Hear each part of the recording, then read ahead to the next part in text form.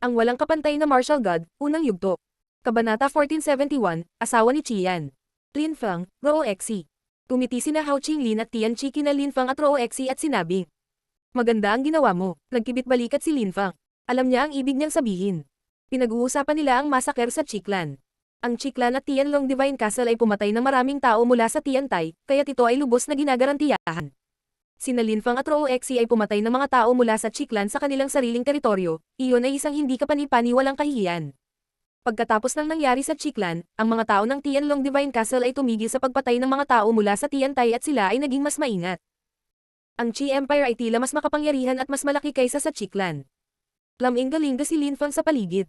Maraming tao, lahat sila ay hindi kapani-paniwala at magiting na mandirigma. Ang Chiklan ay makapangyarihan. Hindi nila ibibigay ang isang teritoryo na may dambana.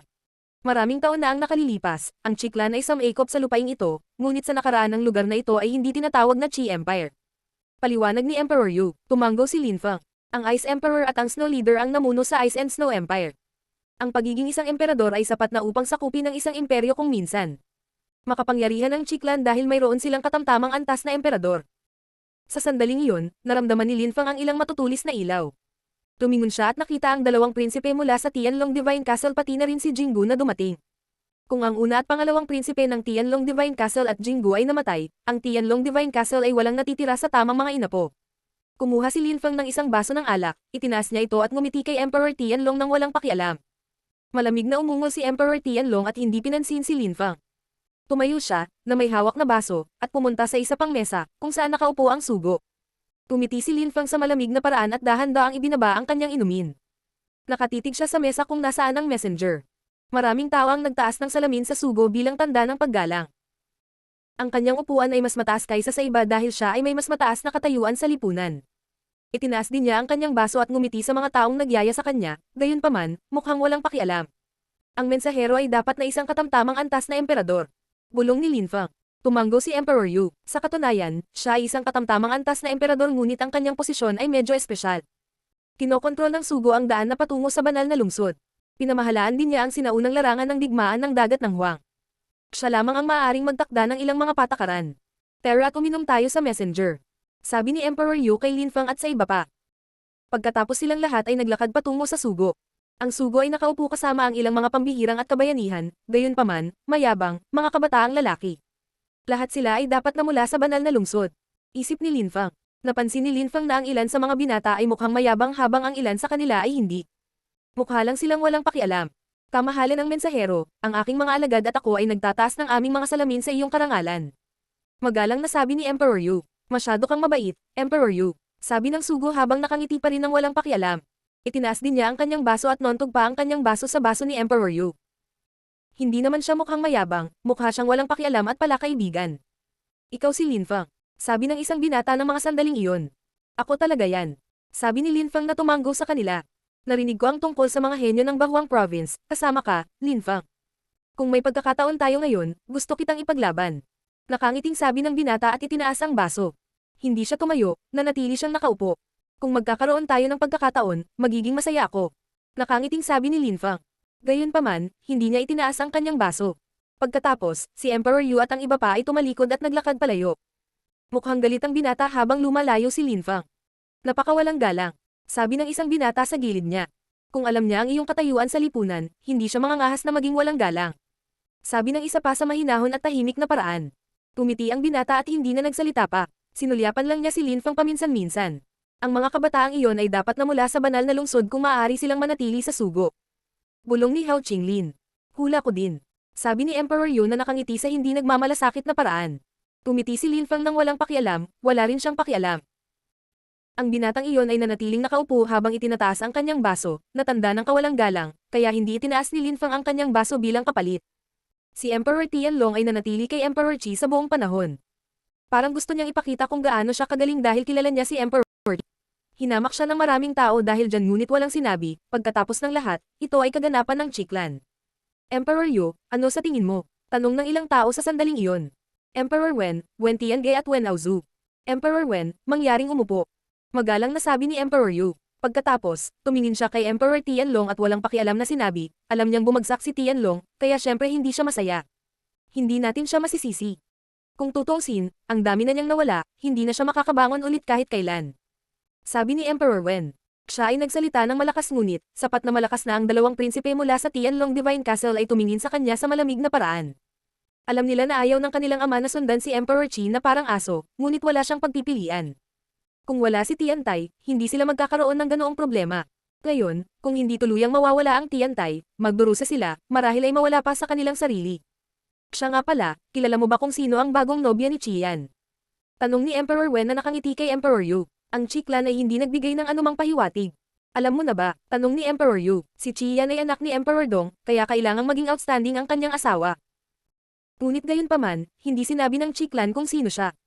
Malalaman natin sa lalong madaling panahon. Nakangiting sabi ni Emperor Wen. Na-curious siya. Ang lahat ay, pumunta si Emperor Devamara at ilang malalakas na cultivator mula sa palasyo ng Devamara at umupo sa tabi ni Emperor Yu at sa iba pa. Maraming tao ang nag-uusap at nag-e-enjoy. Sa sandaling iyon, isang gong ang tumunog. Kasabay nito, sa di kalayuan, isang gintong uwak na may siyam na ulo ang humihila ng gintong karwahe na nagniningning na parang araw.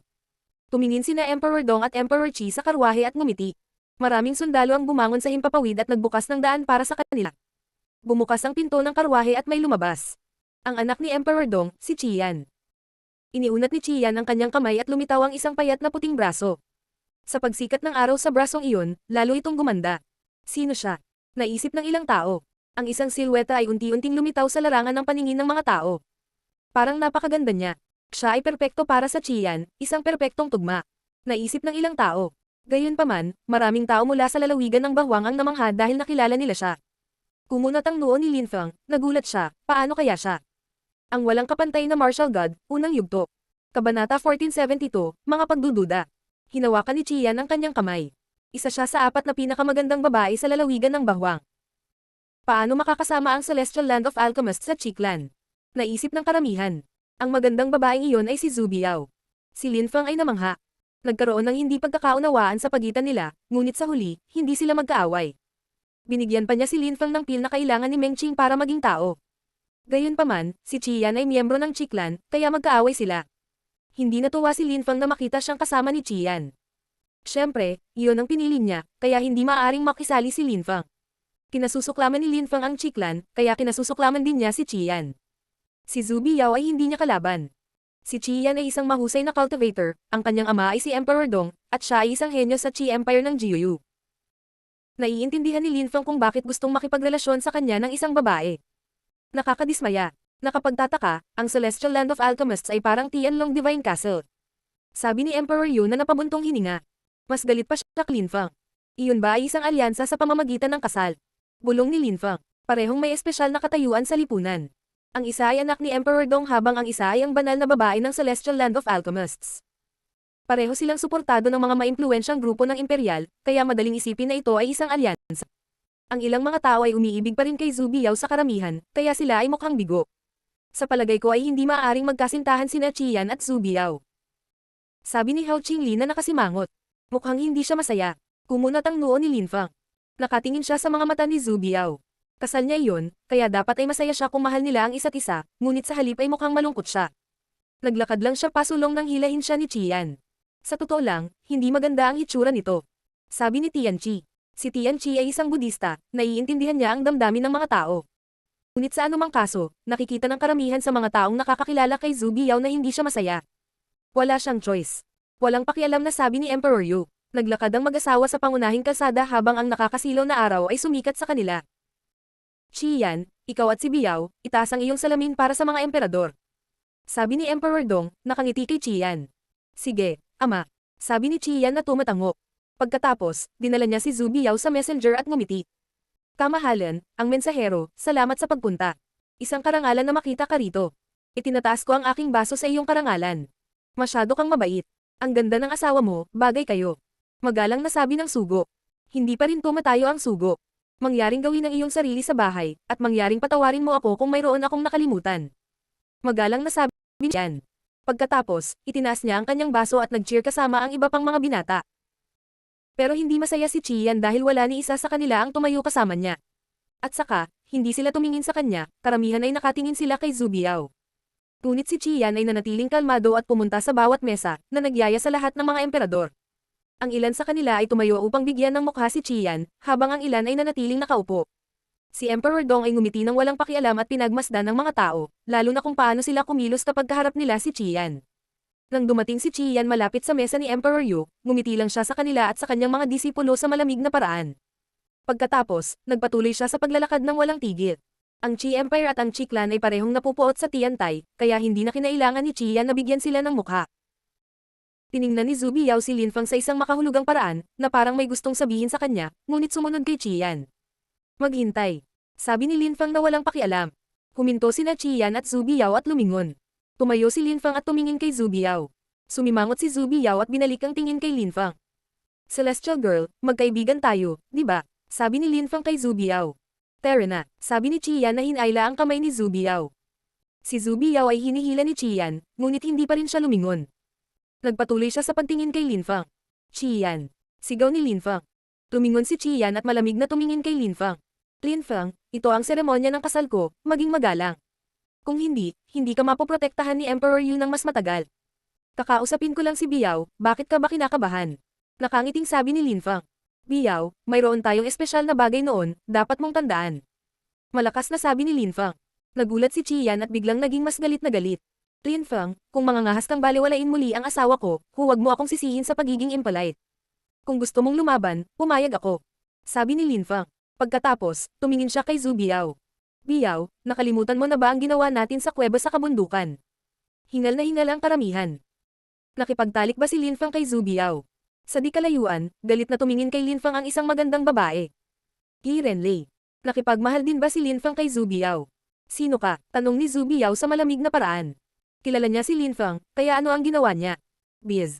Isang malaking halaga ng Qi ang lumipat patungo kay Lin Feng. Nagsimula nang maglakad si Emperor Qi patungo sa kanya. Pumunta si Emperor Yu sa harap ni Lin Feng at ngumiti ng walang pakialam. Emperor Qi, hindi na kailangang magalit. Nagbibiro lang si Lin Feng. Nalulungkot lang siya dahil hindi rin itinaas ni Qian ang baso niya sa amin. Biro lang. Sabi ni Lin Feng na nagkibit balikat. Pagkatapos, umupo siya at may kumpiyansang sabi. Noon, bago ako pumunta sa Fortune City, nakipag-away ako sa Celestial Girl. Maraming tao ang nakasaksi nito. Pagkatapos noon, naging mabuti kaming magkaibigan. Ang mga cultivator ay may magandang memorya, kaya dapat tandaan ng Celestial na babae. Naglakas loob si Lin Feng, hindi nakaimik ang karamihan. Ang mga cultivator ay mayroon ding mga espesyal na paraan upang gawing amnesyak ang isang tao gamit ang kanilang makajos na kamalayan. Walang nakakagulat. Lin Feng, hindi mo ba pinag-aralan iyon? Tanong ni Emperor Yu kay Lin Feng. Biao, pupunta na kami. Sabi ni Qian habang hinihila si Zhu Biao. Sa pagkakataong ito, hindi niya ito sinundan, nanatili siyang hindi gumagalaw at tumingin kina Lin Feng at Emperor Yu. Amnesyak. Guro, paano mo mababago ang mga alaala ng mga tao kung gayon? Napakadali lang, tinatakan mo muna ang mga alaala ng isang tao. Pagkatapos, gumamit ka ng dream technique para mag-iniksyon ng mga bagong alaala sa utak ng taong iyon. Bukod sa paggamit ng mga diskarte, maaari ka ring gumamit ng mga table tasks. Sagot ni Emperor Yu. Emperor Yu, masyado kang nagsasalita. Malamig na sabi ni Emperor Qi. Nakakaabala ba ito sa iyo, Emperor Qi? Tanong ni Emperor Yu na nakangiti ng manipis. Siyempre hindi. Sabi ni Emperor Qi, ang pagsasabi ng oo ay isang kahihiyan. Biyo, anong problema? Tanong ni Qian kay Zhu Biao. Nakatingin pa rin si Zhu Biao kina Lin Feng at Emperor Yu. Mukhang interesado siya sa usapan nila. Guro, maaari bang masira ang selyo, at maaari bang suriin ang memorya ng isang tao? Tanong ni Lin Feng. Ang pag-inspeksyon sa kanilang mga alaala ay hindi dapat maging isang problema, ang pagsira sa selyo ay isa pang kwento. Ang lahat ay nakasalalay sa cultivator na nagbuklod sa mga alaala ng tao. Paliwanag ni Emperor Yu, pagkatapos ay lumayo si Zhu Biao kay Qian. Nagulat si Qian at sinabing, Biyo, huwag kang makinig sa kanila, kalokohan lang ang pinag-uusapan nila.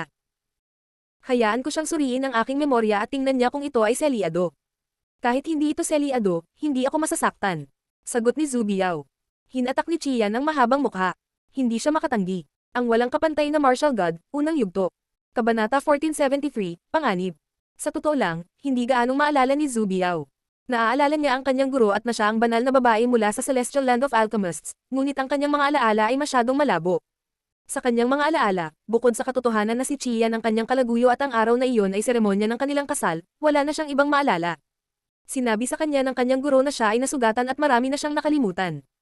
Gayunpaman, naramdaman niyang dapat niyang kilalanin si Lin Feng. Kaya nang marinig niyang nag-uusap sina Lin Feng at Emperor Yu, nagsimula na rin siyang magduda. Galit si Qian. Umiling siya at sinabing, Biyu. Walang problema. Sabi ng isang matanda ng mga sandaling iyon. Tumingin si Zhu Biao sa taong iyon at sinabing, Guro, Biao, gawin mo lang kung gusto mo. Babala ng matanda. Guro, sabi ni Zhu Biao na nakayuko sa harap ng matanda. Tumingin siya kay Emperor Yu at sinabing, Salamat sa pagtulong sa akin na suriin. Sige. Sabi ni Emperor Yu na sumulyap kay Emperor Dan, noon ay ang emperador mula sa Celestial Land of Alchemists.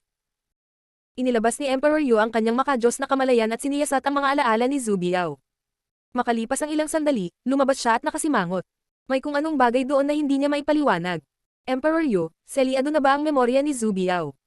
Tanong ni Emperor Dan. Sumimangot si Emperor Yu at umiling. Hindi ito selyado. Hindi. Nagulat ang karamihan. Bakit hindi maalala ni Zhu Biao si Lin Feng noon? Malamig na umungol si Emperor Dan at sinabing, Sigurado ka ba, marami na siyang nakalimutan, kaya ano ang ipapaliwanag niyan? Umiling si Emperor Yu, ang alaala ni Zhu Biao ay hindi selyado, ni hindi niya alam kung ano ang mali sa kanya. Ang kanyang memorya ay mukhang buo. Dahil mayroon ng selyo, hindi siya maaaring maging amnesiac. Nag-aalinlangan si Lin Feng. Bakit gustong magpakasal ni Zhu Biao kay Qian? Guro, pasensya na po, sabi ni Zhu Biao na yumuko sa harap ni Emperor Dan. She looked authentically apologetic. Nakonsensya siya dahil may pagdududa siya. Biao, hindi kita sinisisi. Ang ating mundo ay misteryoso at kakaiba. Sinabi ni Lin Feng na nagkaroon kayo ng relasyon, ngunit siya ay isang pervert. Napakaganda mo, hindi mo gagawin ang mga bagay na iyon. Paliwanag ni Emperor Dan. Pagkatapos ay tumingin si Emperor Dan kay Emperor Yu. Emperor Yu, ang iyong disipulo ay may talento, ngunit parang hindi ka patapos na ay bully si Biao. Dapat mas pinag-aralan mo siya. Hindi mo kailangang mag-alala tungkol sa kung paano ko tinuturuan ang aking mga disipulo. Malamig na sabi ni Emperor Yu. Tumingin si Zhu Biao kay Lin Feng at malamig na sinabi. Ganyan kang klaseng tao. Kahit na nagkaroon ng hindi pagkakaunawaan noon, hindi nangyari ang mga bagay tulad ng sinabi ng iyong guro. Kung sasabihin ko sa iyo na sinasadya ng iyong guro na galitin ka sa akin, malamang na hindi ka pa rin maniniwala sa akin. Gaano ka kalakas loob na hiyain at hindi igalang ang aking guro? Sabi ni Zhu Biao. Isang lotus ang lumitaw sa kanyang kamay at bamaha ang Celestial Chi. Mamatay. Tumalon si Zhu Biao patungo kay Lin Feng. Ngunit, gumalaw si Lin Feng na parang hangin. Tumunog ang mga pagsabog, at nabasag ang mesa ni Emperor Yu. Hinabol ng Celestial Lotus si Lin Feng habang lumalaki ang laki, biglang binura ang kalangitan. Gaano kalakas? Si Zhu Biao ay naging mas malakas mula noong pulong ng mga emperador. Malaki na rin ang pinagbago niya. Pinagmamasdan ni Lin Feng ang kanyang lakas. Bumangon si Zhu Biao sa himpapawid at lumitaw ang isang celestial na teritoryo. Isang magandang celestial girl ang lumitaw sa likod niya, si Zuan ang celestial fairy. Metamorphosis. Naisip ng mga emperador. Si Zhu Biao ay naging mas malakas. Last time na nag-away tayo, ginamit mo rin ang celestial territory mo. Dapat mong pag-isipan ito, sabi ni Lin Feng. Kasabay nito, ginamit din niya ang kanyang demonyong teritoryo. Sinusubukan niyang gayahin ang huling laban nila. Sa tingin mo may tiwala ako sa'yo. Galit na sigaw ni Zhu Biao. Celestial laceration. Nakasisilaw na mga ilaw ang bumaril patungo kay Lin Feng. Biz. Inilabas ni Lin Feng ang sword chi at binalot siya ng kortinang gawa sa sword chi. Panay ang titig niya kay Zhu Biao. Pag-isipan mo, sabi ni Lin Feng na may malademonyong boses. Umalangaw ang boses nito sa utak niya at nauutot. Isang lotus ang lumitaw sa ilalim ng mga paa ni Lin Feng at nagsimulang bumalot sa kanya. Kung sa tingin mo ay kaaway mo ako, magkaaway tayo. Sabi ni Lin Feng na tumalon sa lotus habang naglalabas ng mas maraming sword chi. Sinimulan ng lotus ang paghiwa-hiwalay. Sumpa, sabi ni Lin Feng. Pagkatapos ay pinalibutan ng mga cursing energies si Zhu Biao. Tumalon si Lin Feng pasulong. Bahagyang kumupas ang mga ilaw mula sa celestial body ni Zhu Biao. Inilabas ni Lin Feng ang demonyong layunin gamit ang kanyang kanang kamay. Asar, sinuntok ni Lin Feng ang hangin sa direksyon ni Zhu Biao, at ang kanyang celestial lights ay sumabog. Napaatras si Zhu Biao, nagdurr pa siya ng dugo. Namutla ang mukha ni Zhu Biao habang siya ay umuubo. Nagpatuloy si Lin Feng sa pagtakbo palapit sa kanya. Bibigyan kita ng huling payo, kahit amnesiac ka, hindi ka tanga. Maaari kang gumawa ng iyong sariling mga desisyon. Kung ikakasal ka kay Qian, magsisisi ka, sigaw ni Lin Feng. Ang kanyang boses ay umalangaw sa kaibuturan ng utak ni Zhu Biao. Lin Feng, baliw ka. Ang lakas ng loob mong salakayin ng aking nobya sa araw ng kasal namin. Pinapahiya mo ang Qi Empire. Malamig na sabi ni Qian. Ang ilang gwardya na nakasuot ng puting baluti ay tumakbo patungo kay Lin Feng. Una niya akong inatake, nakita iyon ng lahat. Naawa ako kaya hindi ko siya pinatay. Siyempre, wala akong pakialam kung bigyan ka ng mukha, alam na ng lahat kung anong klaseng tao ako. At least may dangal at dignidad ako. Kung gusto mong lumaban, halika, ngunit laban sa iyo, hindi ako magiging maawain. Sabi ni Lin Feng, sino ang nagsisinungaling sa akin? Sigaw ni Zhu Biao, nakaramdam siya ng conflict sa loob. Mayroon siyang impresyon na dapat niyang pagkatiwalaan ang kanyang guro, ngunit sa ekspresyon ni Lin Feng, hindi na niya alam kung ano ang iisipin. Ang walang kapantay na martial god, unang yugto. Kabanata 1474, pitong malalakas na cultivator. Dahil napaka-confident mo, huwag mo kaming sisihin sa pagiging hindi magalang. Malamig na sabi ni Qian. Nag-guest ka dito, kaya hindi ka dapat makisali. Sinaktan mo pa ang asawa ko, kaya kailangan kitang patayin. Kung gusto mong lumaban, pumunta ka at lumaban ka na, sabi ni Lin Feng. Gayunpaman, malamig nang umiti lang si Qian at nakipagkamay sa kanya. Agad na tumalon ang 7 sundalo patungo kay Lin Feng. Gagamitin ba ng Qi Empire ang 7 sundalong iyon para labanan si Lin Feng? Nagulat ang karamihan. Si Lin Feng ay napakalakas, at alam iyon ng lahat. Sa ngayon, malamang ay naging mas malakas na siya. Hindi pa nila alam na kahit ang mga cultivator ng ika-9 na layer ng Zun Qi ay hindi na talaga kayang makipagkompetensya kay Lin Feng. Tumingin si Lin Feng sa isa sa kanila at nanginginig. Ang mga cultivator na iyon ay tila hindi madaling talunin. Pupunta ako at papatayin ko siya, sabi ng isa sa kanila. Ang 6 na iba pa ay umatras, at ang cultivator na iyon ay humakbang sa harap ni Lin Feng. Isang tao. Naisip nila na isang tao ang makakapatay kay Lin Feng. Ang malakas na cultivator na iyon ay naglabas ng isang sibat, at kasama nito, ang nakasisilaw na puting mga ilaw ay nagpapaliwanag sa kalangitan. Pinaikit ni Lin Feng ang kanyang mga mata upang maiwasang mabulag ng mga ilaw na iyon. Pagkatapos, tumakbo ang cultivator patungo kay Lin Feng ng mabilis hanggat kaya niya. Gusto niyang patayin si Lin Feng sa lalong madaling panahon, kaya ang kanyang sibat ay nakatutok sa lalamunan ni Lin Feng. Naunawaan ng karamihan kung gaano kalakas ang sundalong iyon nang makita nila ang kanyang pag-atake. Naunawaan niya ang Acceleration Abstruse Energy, isang uri ng Speed Abstruse Energy. Ilan sa mga sundalong iyon ang mayroon ng Qi Empire. Si Lin Feng ay hindi mas mabagal kaysa sa cultivator na iyon. Sa kanyang hangin at walang laman na Space Abstruse Energies sa level 7, kasama ang kanyang Xiaoyao Agility Technique, siya ay napakabilis din. Si Lin Feng ay napapaligiran ng nakasisilaw at magagandang puting ilaw habang ang isang liwanag ay gumagalaw patungo sa kanya. Gaano kabilis? Naisip ni Lin Feng na umiiwas sa sinag. Pero hindi siya tumigil, patuloy pa rin siya sa pagtakbo. Ang isang ordinaryong cultivator ng ika-8 layer ng Zun Qi ay hindi nakaiwas sa pag-ataking iyon. Kahit isang cultivator ng ika-9 na layer ng Zun Qi ay maaaring namatay.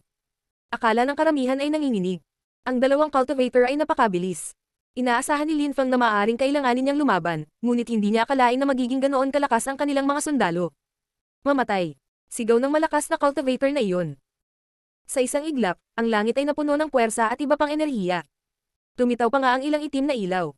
Mga walang laman na space fisher lights iyon. Naisip ng karamihan. So close yet so far.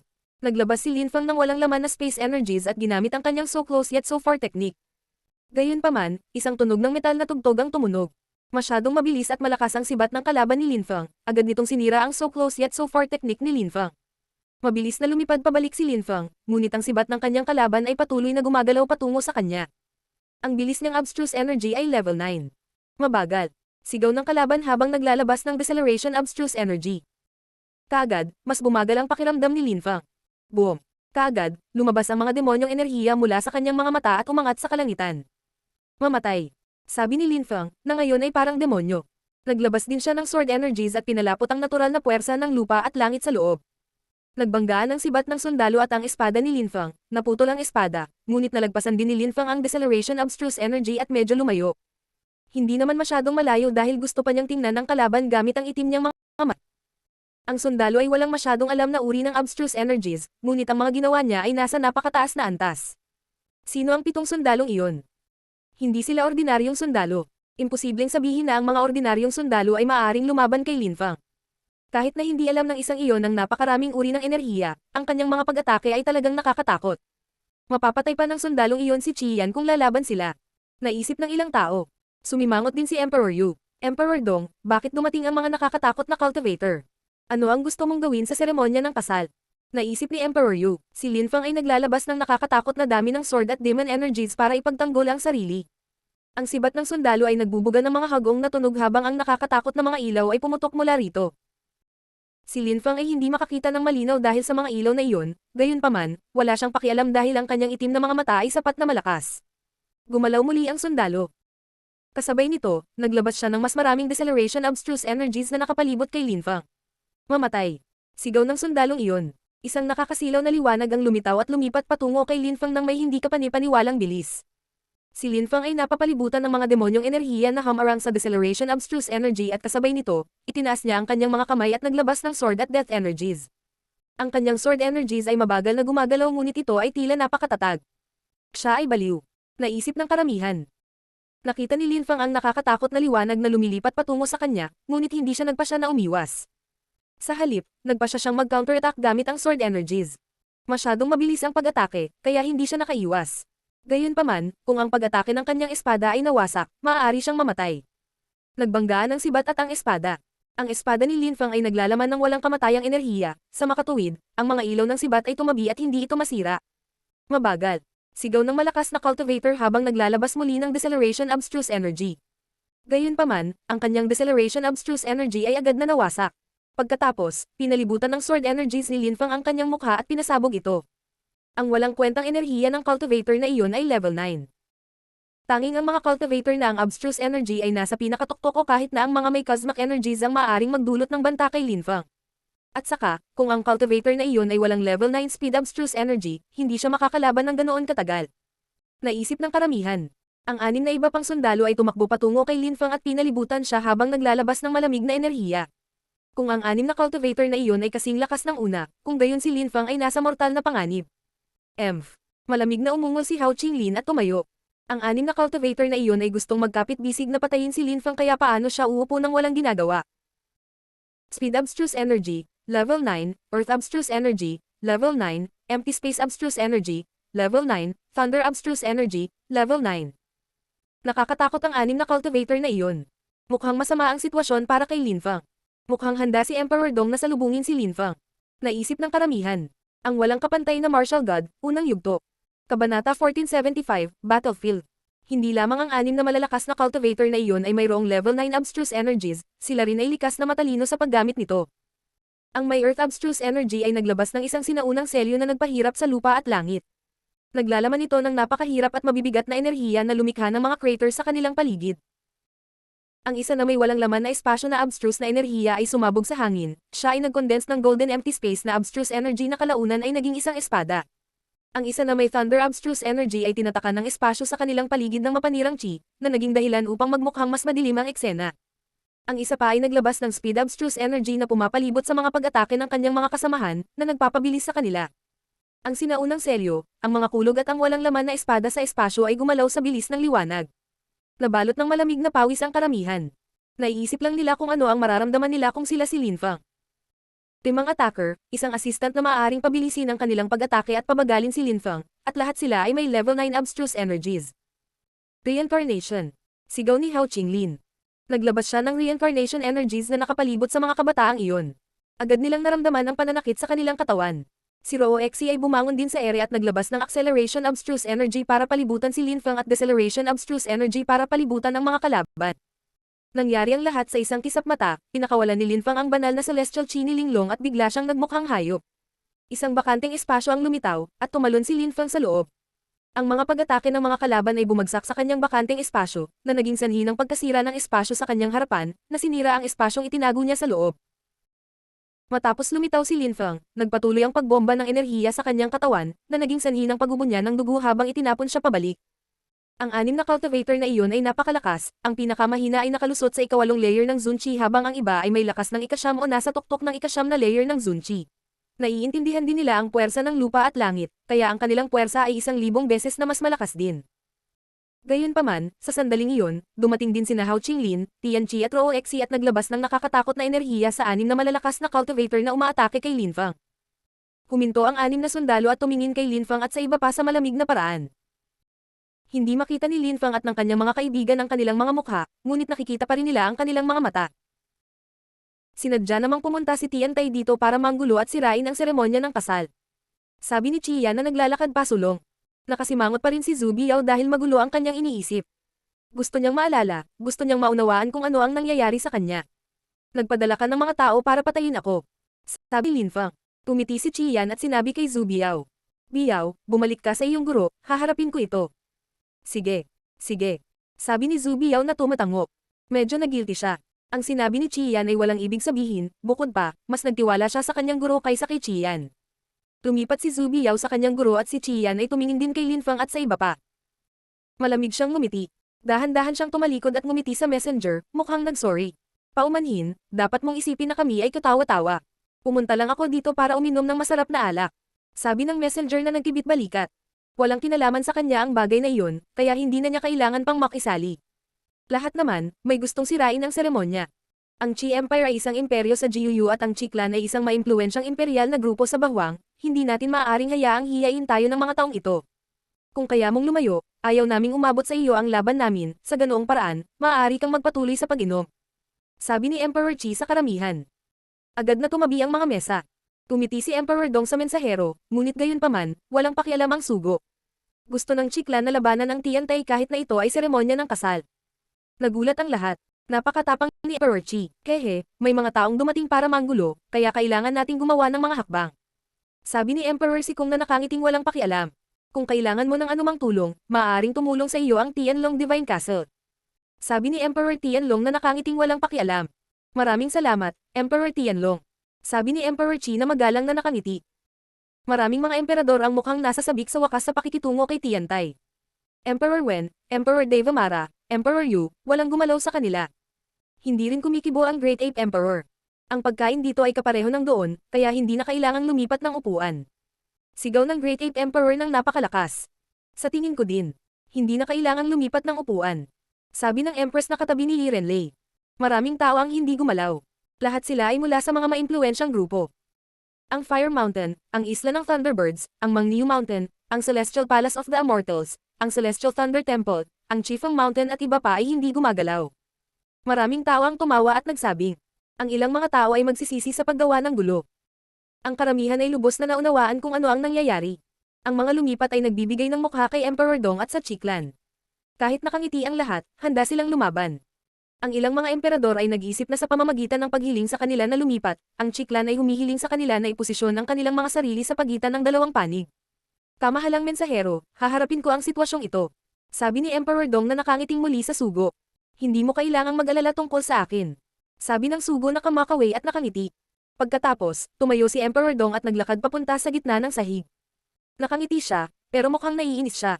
Tumiti si Emperor Dong at pagkatapos ay sinabi. Lahat, gawin ang gusto mo. Tapos lumayo siya nang may matalim na ekspresyon sa mukha.